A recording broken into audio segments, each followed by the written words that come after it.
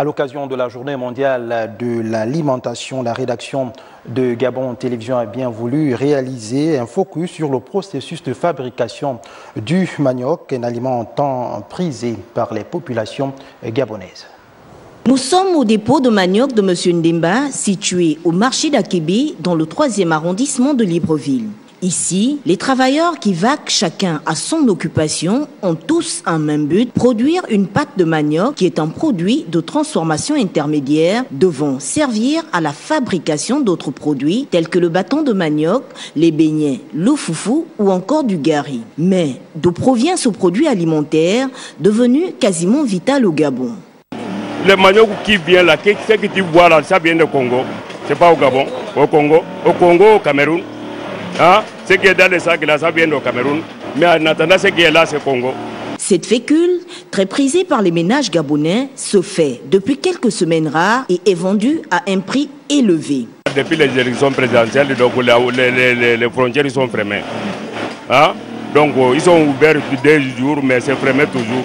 Quand le sachet était à 700, à 7000, je vendais à 250 et j'ai livré les abonnés qui venaient acheter encore à 200 le bâton. Maintenant, comme ce n'est plus à 7000, c'est déjà à 8000, parfois c'est 9000. Donc je livre maintenant à 250 et je vends déjà à 300 le bâton.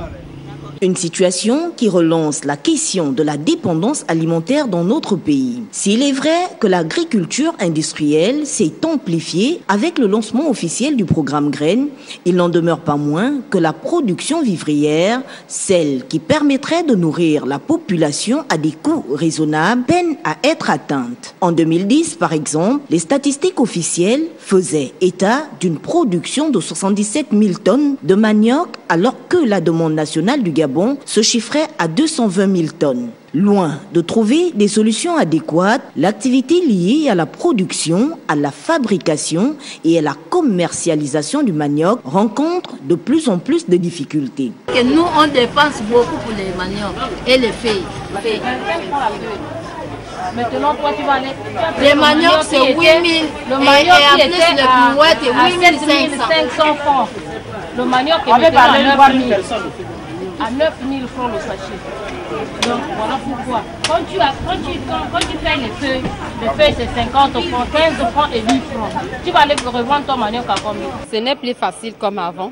Pour même gagner même ton argent, ton bénéfice, on fait seulement avec, puisqu'on a habitué, on nourrit les enfants avec. Pour que si tu gagnes l'argent là à la maison pour attendre quand le manioc va rabaisser le prix, tu vas tout manger, ton fonds de commerce. Un travail qui nécessite de la patience, de l'énergie et surtout de l'effort physique et qui malgré tout nourrit son homme.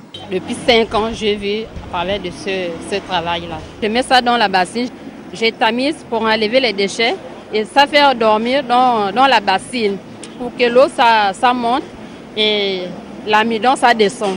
Demain matin, je renverse l'eau là, je remplace encore un autre. Et puis le soir, je prends maintenant ça, l'amidon là, je mets dans le sac pour que l'eau là, ça sort. Maintenant le lendemain matin, je prends maintenant la pâte, je mets au feu. J'écrase, j'arrange les feuilles, puis j'amarre, je mets dans la marmite et je pars vendre. Si le gouvernement ambitionne toujours de porter la contribution de l'agriculture de 20% dans le PIB, il est temps de regarder toutes les potentialités dont il dispose, notamment les 20 millions d'hectares de terres agricoles non cultivées, pour pallier définitivement le problème de la dépendance alimentaire dans notre pays.